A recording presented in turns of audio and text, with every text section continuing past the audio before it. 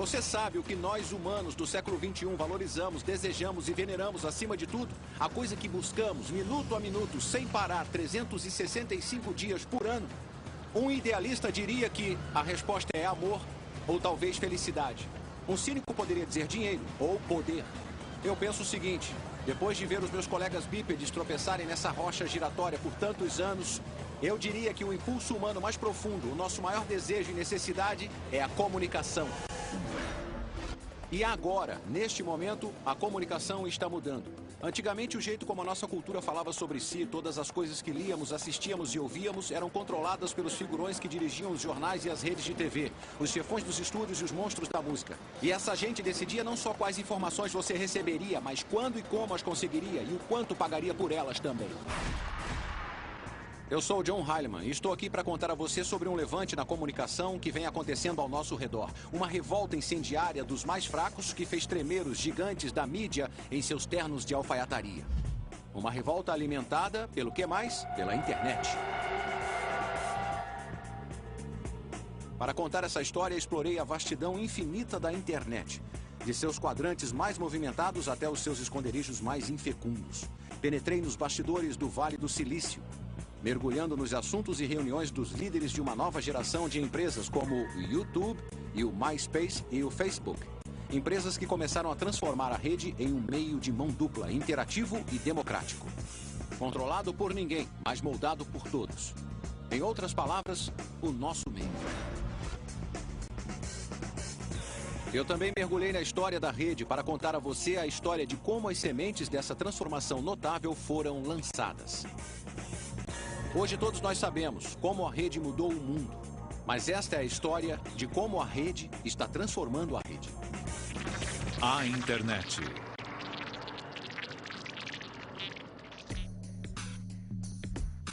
Este é o Vale do Silício, na Califórnia, e estas figuras são Chad Hurley, Kevin Rose e Jay Adelson. E eles podem até parecer mais com cordeiros do que leões, mas esses caras são os líderes da Revolução Web 2.0. Rose e Adelson dirigem o Digg, o site de notícias sociais da rede, cujo conteúdo é escolhido por sua devotada comunidade de usuários, que é de milhões. Hurley, por outro lado, é o cofundador de um dos sites mais populares do planeta, o YouTube, o serviço de compartilhamento de vídeos que foi comprado pela Google em 2006 por incríveis 1,65 bilhão de dólares. E você pode achar que, como outros inovadores, esses caras entraram nessa para enriquecer. É, foi por isso. Mas eles também têm a missão de mudar o mundo através do poder do povo na rede. Eu acho que esse é o objetivo da internet. A internet serve para conectar indivíduos ou conectar indivíduos à informação. Em quem você confia mais? Você confia num executivo de uma corporação que fica numa salinha esfumaçada qualquer ou nos seus iguais e nas pessoas que estão conectadas a você? E se esse papo parece meio guerrilheiro, é porque é mesmo. O Digg e o YouTube fazem parte de uma nova onda de serviços da rede, cada um mais popular do que o anterior, na qual todos oferecem uma alternativa para a mídia antiga, como esta que você está vendo agora.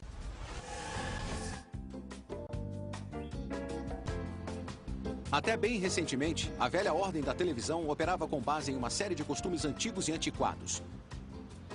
E caras incrivelmente carismáticos e ligeiramente irritantes, gente como eu, viajavam o mundo com todas as contas pagas e salários astronômicos, sendo filmados por caras como estes.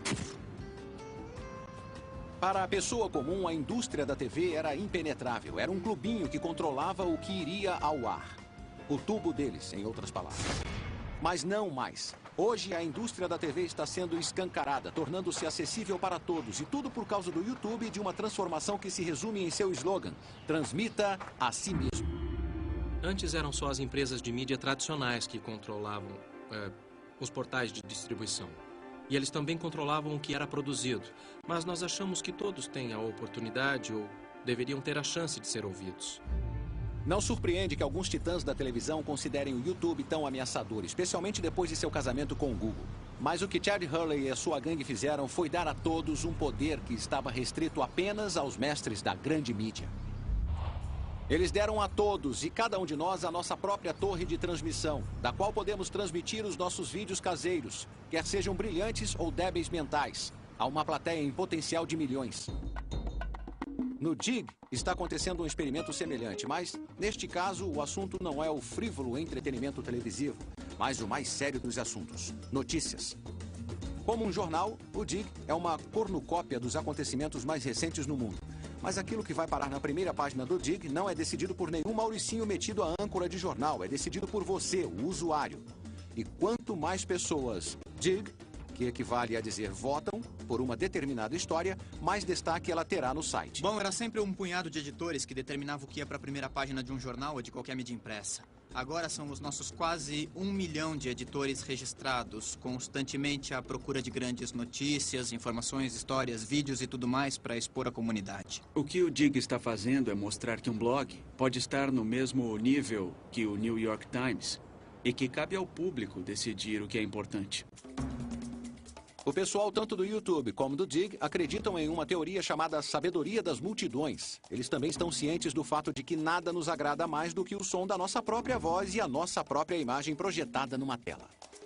E no momento ninguém compreende melhor tudo isso do que este garoto, Mark Zuckerberg, de 22 anos, fundador de um borbulhante site de interconexão social, o Facebook. O motivo de você passar tanto tempo se comunicando com seus amigos, sabe, e com outras pessoas que você respeita, é porque as opiniões deles e o que dizem significam muito para você. Então, o que tentamos fazer no Facebook foi mapear todos os relacionamentos que as pessoas têm.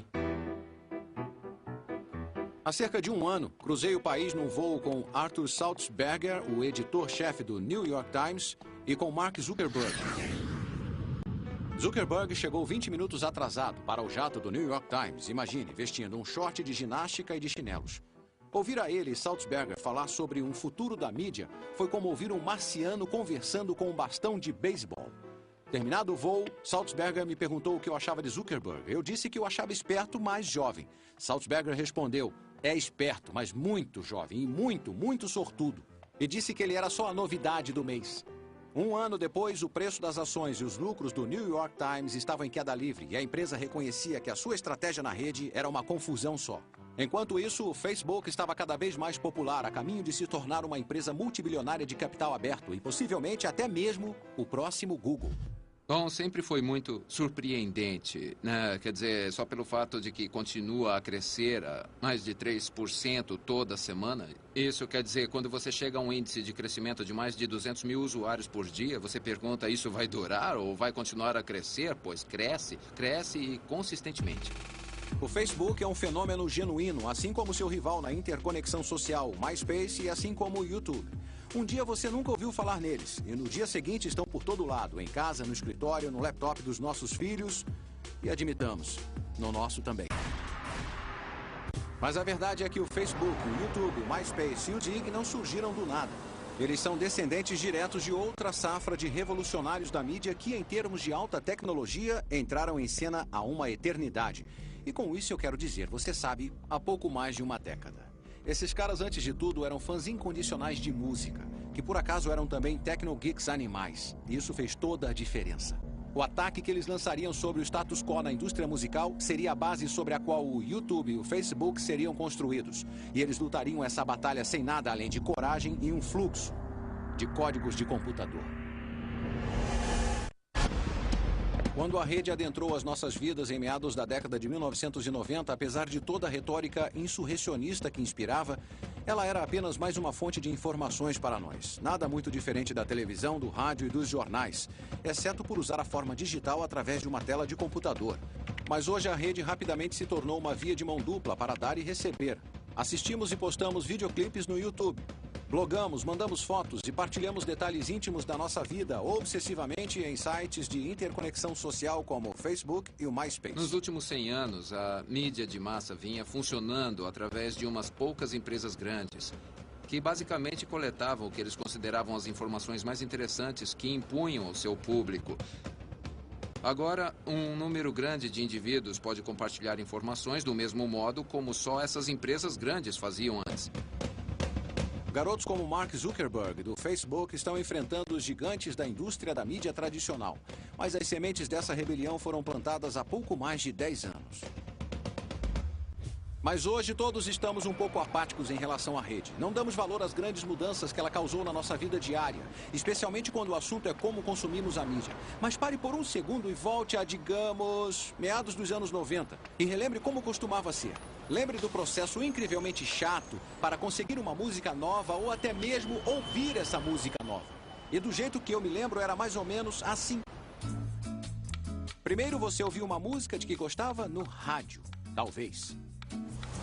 Aí você tinha que sair de casa e procurar uma loja de discos.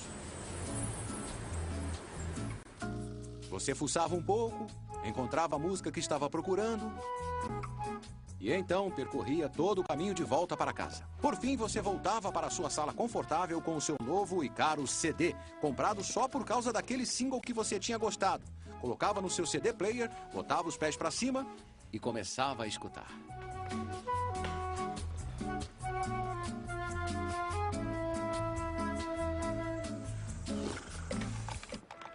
E era muito comum você descobrir que o resto do CD era um lixo total. Mas antigamente era assim que funcionava e não tinha mais o que fazer. Ou pelo menos era isso que a maioria de nós pensava. Mas escondidos nos dormitórios das faculdades e nos subúrbios dos Estados Unidos havia um pessoal que pensava diferente. Os nerds em questão eram caras como David Wickley, Justin Frankel, Cable Sasser e Steve Frank.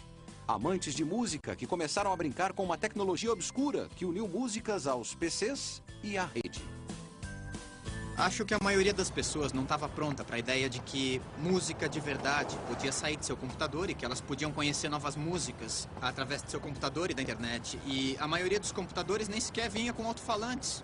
Era uma época empolgante, porque era o início daquela revolução da música e dava para sentir que estava mudando, dava para sentir que algo grandioso ia acontecer. Eu tinha feito um software para tocar música que, na verdade, tinha baixa qualidade e um hardware feito em casa no colegial. Daí, quando eu entrei para a faculdade, os MP3 já estavam meio que disponíveis.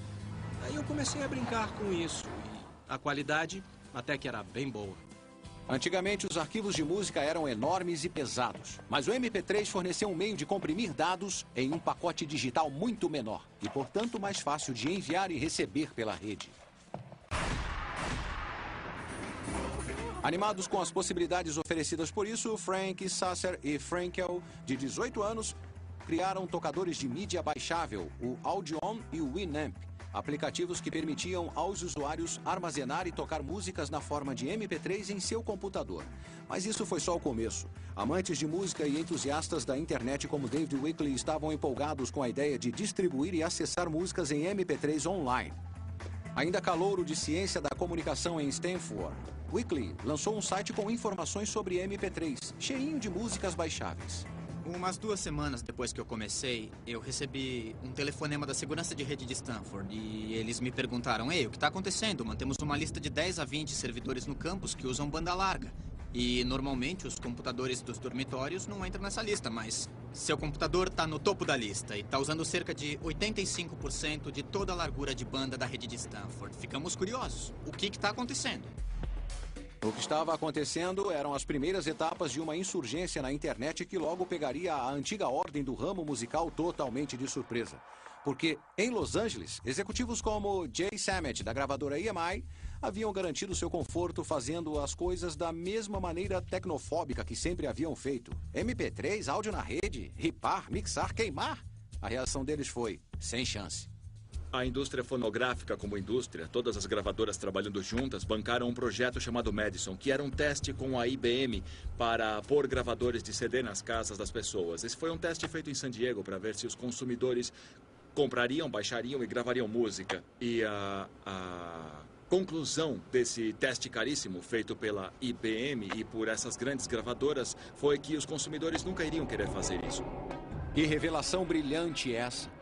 E vale a pena lembrar, é claro, que 2 décadas antes, os gênios da IBM tinham decidido que o mercado mundial de PCs jamais superaria alguns milhares de unidades. E então os dinossauros da indústria fonográfica estariam cometendo o mesmíssimo erro de novo. Em vez de, Deus nos livre, abraçar a rede, os figurões da indústria fonográfica adotaram uma postura de total e absoluta negação. Eles não permitiriam que qualquer material com registro de direitos autorais de seus artistas circulasse em qualquer lugar na rede. Mas como a indústria logo descobriria, como qualquer pai ou mãe acaba descobrindo, que os garotos norte-americanos não estavam nem aí se era permitido ou não.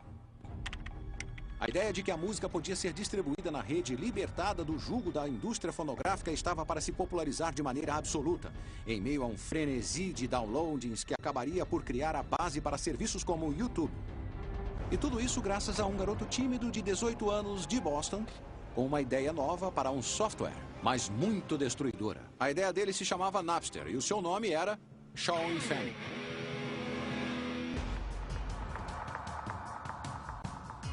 Em 1999, Fanning estudava na Universidade Northeastern, em Boston. Ele gostava de tocar violão e, como seus amigos, surfava a rede em busca de músicas para baixar. O meu colega de quarto na faculdade curtia muito rap e baixava todo tipo de rap desconhecido. Ele chamava os amigos nos fins de semana, fazíamos festas e todos estavam interessados em ter acesso à música dele ou descobrir um jeito de conseguir músicas do mesmo jeito que ele. Mas ele dedicava tanto tempo à busca por músicas e era tão demorado que ele matava a aula para fazer isso. E se achava um site bom, ele matava um dia inteiro para conseguir baixar tudo o que queria. O que Fanning e seus amigos estavam descobrindo era que, embora fosse tecnicamente possível compartilhar e baixar as músicas um do outro, mesmo com MP3, era muito chato, interminável e nada confiável. E era preciso, inclusive, manjar um pouco de programação para fazer isso. Mas quantos garotos entendiam de programação? Isso deu a Sean Fanning uma grande ideia. Quer dizer, grande mesmo. Tão grande que sua repercussão continua ecoando por toda a internet e indústria do entretenimento. Eu me dei conta de que havia esse monte de gente com uma relação de músicas que interessavam também a outras pessoas e queriam compartilhá-las. E a maneira lógica de resolver isso e alguns dos problemas de confiabilidade era fazer algo baseado numa arquitetura ponto a ponto. Então, como funcionava esse sistema ponto a ponto? Bem, o Napster permitia que os seus usuários deixassem que os seus PCs conversassem e partilhassem coisas com os computadores de outros usuários. E isso significava que se alguém em algum lugar tivesse o MP3 da canção que você queria, bastava abrir o Napster, digitar o nome da canção e ela seria baixada no seu disco rígido direto do dele. O Napster foi criado por uma necessidade. Eu realmente queria usar o que eu estava construindo. E ele não estava sozinho. Porque Fanning, um garoto que sequer tinha idade legal para beber na maioria dos estados americanos, estava para provocar um fenômeno e causar uma das controvérsias mais debatidas na história da tecnologia. Hoje em dia, a habilidade de partilhar e acessar todas as formas de conteúdo através da rede é lugar comum. Certo. Mas lá pelo final da década de 1990, isso ainda era um sonho, uma esperança, uma teoria. Mas tudo isso mudaria graças a um universitário de 19 anos chamado Sean Fanning, que estava trabalhando em um software que permitiria aos usuários da rede partilhar suas coleções de discos online.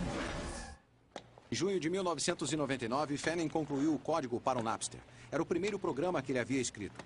Ele o distribuiu para uns amigos que conheceram em salas de bate-papo e disse a eles: "Ei, não espalhem por aí." Mas assim que puseram as mãos nele, não conseguiram resistir. Em uma semana, cerca de 10 mil pessoas tinham baixado o Napster, dando início a uma revolução que prometia um futuro no qual as lojas de discos do mundo ficariam mais ou menos assim. Tivemos uma explosão de downloads. A rede começou a ficar doida e, a partir daí, fugiu ao controle. Os universitários, em sua busca eterna por coisas gratuitas, foram os primeiros a contrair a febre do Napster. Nos meses seguintes, o programa estava em todos os campi norte-americanos e, em outubro de 1999, os downloads de MP3 feitos com o Napster ocupavam de 75% a 80% de toda a largura de banda disponível de muitas universidades norte-americanas. Menos de 4 meses após Fanning tê-lo lançado, o Napster tinha ultrapassado a marca de 1 milhão de downloads, tornando-se o software de mais rápida disseminação da história. Para muitos, a equação era claríssima. Napster é igual a música grátis. Mas o que Fanning havia criado tinha implicações que iam muito além da música. Ele criou um meio de transformar usuários de recipientes de informação passivos a participantes ativos e engajados, revelando as suas preferências, partilhando as suas posses mais preciosas e falando com os outros sobre as suas maiores paixões. E no processo, eles estavam se tornando uma das primeiras comunidades autênticas da rede, coisa que incontáveis sites no futuro, desde o Friendster ao MySpace ao Facebook, tentariam ansiosamente se tornar. Era uma daquelas coisas em que algo tão simples quanto ver alguém baixar uma determinada trilha sua e você poder clicar com o botão direito e mandar uma mensagem, falar com ele sobre a trilha, foi o que fez essa coisa se tornar poderosa. Isso não era possível antes do Napster. Com especuladores do Vale do Silício batendo à sua porta, Fanning juntou suas coisas e foi para o oeste, na Califórnia, transformando o Napster de passatempo a negócio oficial. O futuro do novo serviço parecia brilhante, mas havia só um probleminha. O sucesso sem precedentes do Napster não havia passado despercebido para Hillary Rosen, presidente da Associação Americana da Indústria Fonográfica, uma organização criada para representar os interesses e proteger os lucros da indústria fonográfica. Rosen era conhecida por ser durona e quis dar uma palavrinha com Fanning. Ligamos para o Napster e dissemos: nossa, que ideia genial, mas sabia que é ilegal? E eles: sério, não pode ser ilegal. Bom, ok, talvez seja, mas digam o que quer que a gente faça. E nós, claro, terão de filtrar as canções com direitos autorais do seu site. E como vamos saber se tem direitos autorais? Bom, por exemplo, se é uma canção dos Rolling Stones, é de se imaginar que seja uma canção registrada. Por mais genial e de vanguarda que fosse, para a indústria fonográfica, usar o Napster para trocar arquivos online de graça era o mesmo que entrar numa loja de discos e roubar um monte de CDs. E com milhões de arquivos sendo trocados online todo dia, isso era furto numa vasta e épica escala. O rosto de Fanning agora enfeitava as bancas de jornal dos Estados Unidos e milhões de pessoas aderiram ao Napster. Mas havia nuvens no céu. Zangados por ver a sua música partilhada e distribuída de graça na internet, bandas de rock assustadoras, cabeludas e podres de ricas como Metallica resolveram agir. Assim, Rosen e o RIAA abriram contra o Napster um processo que previa consequências profundas para o papel dos direitos autorais na era digital. Após uma batalha jurídica agressiva e amarga, que aconteceu aqui, no 9º Tribunal de Apelações, com a presença da mídia do mundo todo, em julho de 2001, chegou-se a um veredito. O Napster teria que fechar imediatamente. A indústria fonográfica havia vencido, pelo menos por hora, mas também havia mostrado que era uma força reacionária. Em vez de abraçar o futuro, ela havia entrado em pânico e declarado guerra contra os seus clientes, chamando-os de foras da lei em vez de considerá-los o que eles eram, fãs. Vingada nos tribunais, a indústria fonográfica podia reclamar vitória em sua guerra contra o compartilhamento de arquivos. Ela havia fechado o Napster e mandado Shaw Fanning plantar batatas. E incentivou Steve Jobs e a Apple a criar a loja iTunes, onde músicas eram vendidas a 99 centavos de dólar cada, com uma proteção anti-pirataria que deixou as gravadoras muito felizes. Mas como se perceberia mais tarde, o suposto triunfo da indústria fonográfica parecia mais uma vitória vazia e inútil. O fechamento do Napster impediu o declínio das vendas de músicas? Não. Elas continuaram a sua longa e constante queda em espiral. E fechar o Napster impediu a troca ilegal de arquivos depois? Não. Serviços como o Kazaa simplesmente continuaram de onde o Napster tinha parado, alimentando ainda mais a troca de faixas pirateadas. Ah, tá bom, pode-se dizer que pelo menos os processos mandaram um recado para todo o Vale do Silício em nome de toda a indústria do entretenimento. Um aviso sombrio para os moleques abusados. A troca de material registrado não seria tolerada. Pode até ser, mas parece que esse aviso não teve o efeito desejado.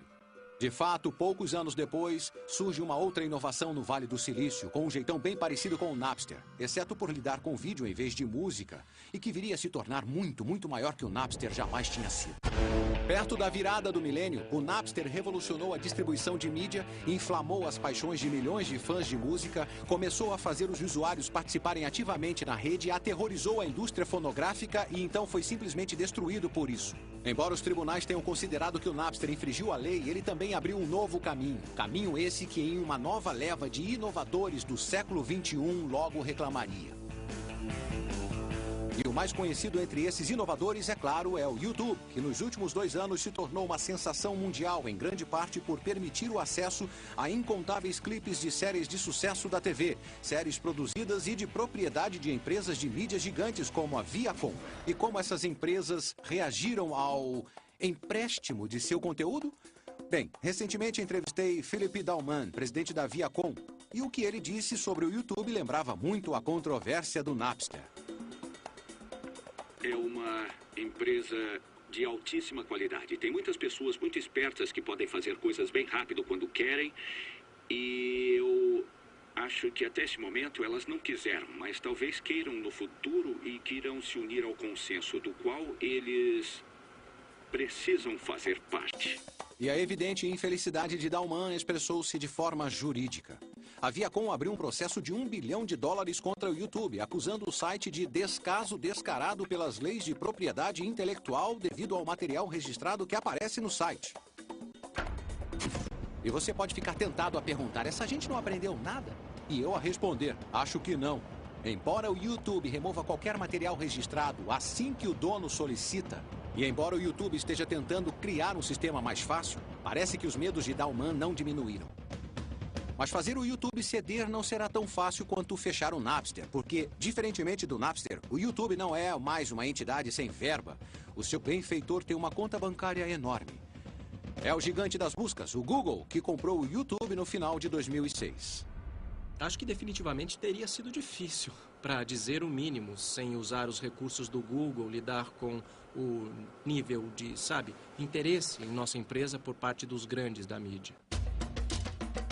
O YouTube pode ter se tornado o maior alvo na tentativa da velha guarda proteger os seus flancos. Mas embora o serviço realmente tenha se tornado um lugar onde milhões de pessoas postem e compartilhem material registrado, essa pode não ser a maior ameaça que o YouTube representa para os gigantes da mídia. Acredito que o que está afetando a eles não são só os efeitos da internet. A internet abre novas oportunidades de distribuição que eles não necessariamente controlam. E as pessoas têm a oportunidade de criar o seu próprio conteúdo. E as pessoas estão divertindo a si mesmas. E eu acho que no final o objetivo é esse. Às vezes elas se sentem ameaçadas pelo fato de que as pessoas preferem ver a si mesmas do que ver o conteúdo deles. Desde a sua criação, o YouTube tem estado na vanguarda do movimento pelo conteúdo criado pelo usuário. Ele oferece uma plataforma para as pessoas expressarem a sua criatividade e saciarem a sua vaidade. As pessoas ficaram doidas por ele e postam online incontáveis vídeos, digamos de qualidade muito variável. YouTube não veio sozinho. Com a ascensão de sites como Craigslist e Flickr, Dig e Match.com, postar vídeos online se tornou apenas uma das muitas maneiras pelas quais as pessoas se tornaram participantes ativos numa rede que cada vez mais passou a ser uma via de mão dupla. Compartilhar suas músicas, vender coisas, expor fotos pessoais para arranjar um encontro. Com essa mudança de atitude, instalou-se uma nova era na internet. Uma era em que o conteúdo é criado pelas massas, fruto de sua sabedoria e de sua estupidez. Uma era rotulada como Web 2.0. A frase tem significados diferentes para diferentes pessoas, mas ela nunca teve um teórico tão essencial quanto Fred Wilson.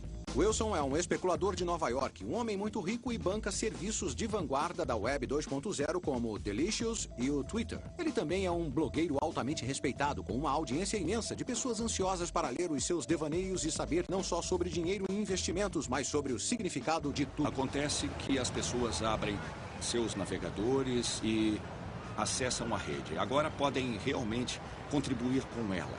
E também podem participar da experiência da rede. E quer seja contribuindo com conteúdo, ou votando no Dig, ou quem sabe pegando um vídeo no YouTube e colocando em algum outro lugar. Elas causam um impacto diário e significativo naquilo que a rede é. Para mim, essa é a essência da Web 2.0. Todos os filamentos da Web 2.0 se convergem para o novo mundo da interconexão social que nasceu após a falência das empresas .com. Primeiro veio o Friendster, um site de encontros enfeitado que acendeu e caiu rapidamente. Mas em seguida veio o MySpace, fundado em meados de 2003 por dois agitadores de Los Angeles, Chris DeWolf e Tom Anderson. A página do MySpace é muito parecida com o quarto de uma pessoa ou potencialmente o seu apartamento, porque a sua página do MySpace tem cores diferentes, tem música tocando ao fundo, tem fotos dos seus amigos. É muito parecido com o que você pode ter no seu quarto ou no seu apartamento. Ela dá a você uma dimensão real sobre alguém que você normalmente não teria. Assim como aconteceu com o Napster, a popularidade inicial do MySpace teve muito a ver com compartilhamento e acesso a músicas. Na primavera de 2005, o site tinha disparado, atraído 27 milhões de usuários registrados, crescendo a uma velocidade monumental e superando até o colosso de tráfego mensal da rede. Quando passamos o Google em acessos, bom, esse foi um momento significativo do tipo, nossa, nós somos tão grandes assim, sabe? Não parecia certo para nós e para a pequena empresa que a gente tinha. O Google era enorme, estava sempre nos noticiários e quando aconteceu foi um momento muito significativo. De repente, o MySpace virou a propriedade mais cobiçada da rede. Tão cobiçada que, de fato, ela chamaria a atenção das maiores empresas de mídia e de seus mais antigos monstros. A ascensão do MySpace também anunciaria aquela que promete ser a próxima grande batalha da alta tecnologia. Uma batalha não entre a nova ordem e a velha ordem, mas entre os astros em ascensão do universo da Web 2.0. No verão de 2005, o MySpace estava por todo lado. De repente, todo garoto que você encontrava na rua tinha uma página no MySpace e toda a banda também tinha uma. Hollywood tinha começado a usar o site como veículo de marketing para o seu material. Não era preciso ser nenhum gênio para ver que o MySpace era uma mina de ouro em potencial. Embora gênio seja uma palavra frequentemente aplicada a Rupert Murdoch, o homem que preside o império da mídia global, a News Corp, e que, naquele mês de julho, fez um cheque enorme para comprar o MySpace. No auge da bolha da internet, tive uma conversa com Murdoch sobre as implicações da rede. E o velho a detonou. Todos estão empolgados demais com esse delírio digital, disse ele. A maioria só quer sentar e assistir, interagir, dá trabalho. Eu me lembro de pensar que finalmente tinha encontrado um ponto cego em Murdoch. Mas então, alguns anos depois, ele resolveu comprar o MySpace por 650 milhões de dólares. Será que Murdoch, o deus da antiga mídia, finalmente tinha adotado a religião da rede? Eu acho que não. O que aconteceu foi que o tsunami de interconexão social simplesmente tinha ficado grande demais para Murdoch. E ele calculou que seria melhor tentar pegar a onda do que ser afogado por ela. Mas como a News Corp logo descobriria, na internet, dinheiro não pode lhe comprar amor, nem uma posição permanente de dominância. A próxima novidade sempre está à espreita. E quando o assunto é interconexão social, a novidade é o Facebook. Uma inovação fundada por Mark Zuckerberg, um ex-calouro de Harvard, hoje com 23 anos, e que no Vale do Silício é tido por todos como sendo do mesmo patamar do Netscape e do Google. Uma inovação que tem o potencial para basicamente mudar a rede. Ele começou bem pequeno, montamos a primeira versão do produto em apenas uma semana e meia. Em 2 semanas, 2/3 dos alunos de Harvard estavam usando. E aí todos esses outros alunos de escolas em volta de Harvard começaram a nos mandar e-mail dizendo: olha, você pode abrir uma versão do Facebook na nossa escola? Nós expandimos rapidamente, o mais rápido que pudemos. E aí expandimos para todas as faculdades nos Estados Unidos, para todos os colégios e para muitas empresas. E fizemos de um jeito que todos pudessem se inscrever. E aí, desde então, ele cresceu de 10 milhões de usuários ativos para uns 50 milhões e continua a crescer, duplicando a cada 6 meses. Essa história pode parecer familiar, e de certo modo é. Rapaz cria software em dormitório da faculdade. O software faz sucesso e toma a rede de assalto. Rapaz se muda para o Vale do Silício e ele se une a especuladores. Rapaz acaba na capa da Fortune e ganha tanto dinheiro que você não consegue evitar e o odeia um pouco. Mas Mark Zuckerberg não é um típico rapaz do Vale. O que o diferencia é a totalmente ímpia e praticamente incompreensível escala de sua ambição. É o tipo de ambição que nos lembra de um jovem Bill Gates, que começou com a meta de pôr um PC em cada escrivaninha em todos os lares e escritórios no mundo, e todos rodando com software da Microsoft. Ou o pessoal da Google, cuja meta é organizar e tornar acessíveis todas as informações via Google. No caso de Zuckerberg, a sua maior ambição é criar um serviço que capture a totalidade da conectividade humana. Para criar, pode-se dizer, a máquina definitiva de relacionamentos. O que tentamos fazer no Facebook foi mapear todas as relações que as pessoas têm. E olha que existem bilhões delas no mundo todo. E aquilo que podemos chamar de agregado das relações das pessoas, nós chamamos de rede social. Rede social pode parecer mais um jargão do Vale do Silício, mas não é. Na verdade, é um conceito acadêmico, aquilo que é conhecido como análise de rede social. A ideia básica é que todos estamos unidos por uma rede de relações. Alguns dos elos são diretos e fortes e outros são tênues e fracos. Eu conheço você. Você conhece um cara chamado Fred. E o Fred, por acaso, conhece o Bono. Então, teoricamente, eu estou ligado ao Bono. É aquele lance dos 6 degraus de separação. Todos estão ligados a todos, por mais distante que seja. Agora, imagine um diagrama de todas essas conexões interpessoais. Essa é a rede social. Então, quando Zuckerberg fala em mapear, englobar e replicar online toda a imensidão da rede social mundial, bem, era isso que eu queria dizer sobre ele ser extraordinariamente ambicioso. Contudo, as ambições de Zuckerberg não terminam com a rede social. Ele quer transformar o Facebook no Windows da rede, uma plataforma sobre a qual os criadores de software possam construir aplicativos para tornar o site mais útil e mais completo. E nesse ínterim, desenvolver um novo modelo de propaganda. O desenvolvimento da plataforma foi uma coisa que aconteceu muito rápido e nos primeiros 4 dias de seu lançamento, essa empresa, a iLike, já havia construído um aplicativo de música e tinha mais de 1 milhão de usuários. E coisas como essa são muito doidas, mas foi interessante ver a velocidade com que cresceu. Embora ainda esteja no início e os aplicativos atuais do Facebook não sejam muito úteis, o potencial dessa plataforma não pode ser subestimado. Esse é um dos principais motivos pelos quais a Microsoft não estava apenas disposta, mas também ansiosa por pagar 240 milhões de dólares por apenas 1,6% da empresa de Zuckerberg no ano passado. Mas se Zuckerberg vai se tornar o novo Bill Gates da rede, é claro que isso ainda não se sabe. Para começar, a sua nova plataforma de propaganda pode fracassar. Além disso, o MySpace não vai desistir sem lutar. Embora o Facebook esteja crescendo a um ritmo surpreendente, o MySpace ainda é maior. E DeWolf e Anderson, com o apoio de Murdoch, planejam enfrentar o Facebook de frente. Portanto, estamos para testemunhar o próximo grande auê da rede. Facebook contra MySpace. Os geeks do Vale contra os espertalhões de Hollywood. Mas mesmo com Rupert Murdoch espreitando nos bastidores, projetando o MySpace o melhor que pode, esse é o novo tipo de luta. Não é a mídia antiga contra a mídia nova, mas o novo contra o novo. 2 inovadores puro sangue da Web 2.0 lutando pela supremacia. Uma batalha na qual os bens criativos mais importantes somos todos nós, os amadores. Qual lado vai vencer? Talvez os dois, ou talvez nenhum. Com a ascensão da Web 2.0, tudo é possível. Há dinheiro circulando, negócios estão sendo fechados, milionários estão sendo criados da noite para o dia. Mas o que acontece hoje também destaca a verdadeira importância da rede que emergiu nos dias do Napster. A maneira como ele deposita um poder fantástico nas mãos de indivíduos. Embora esse poder possa ser transformado em lucro, existem aqueles cujas aspirações são mais profundas, mais altruístas. São as pessoas por trás de sites como Craigslist e Wikipedia. Pessoas que não podem ser compradas.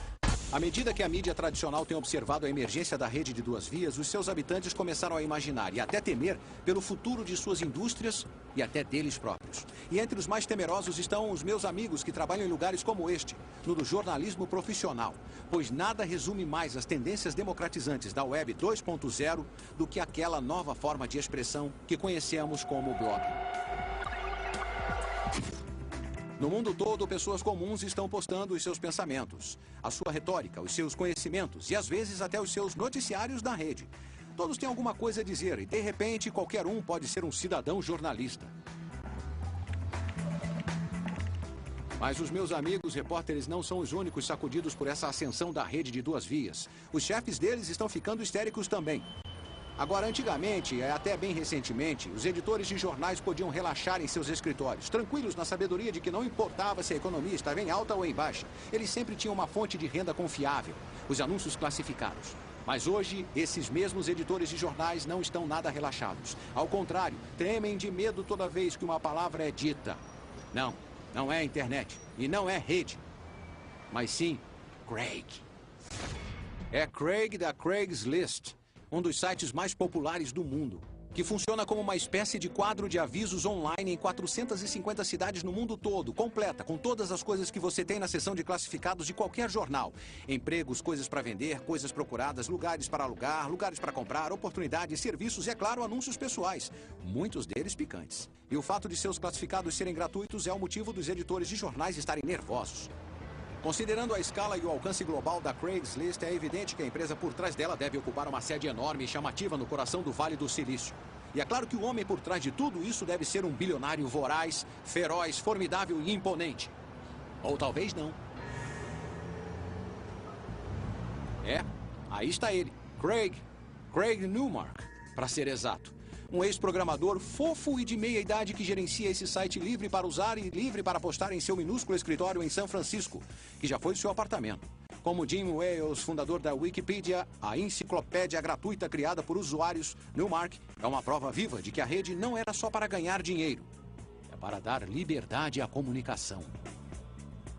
Compartilhamos alguns valores com praticamente todos em nosso país e talvez com todos no mundo. E funciona assim. Uma vez que você fature o suficiente para viver com conforto e garantir o seu futuro, qual é o sentido de ter mais?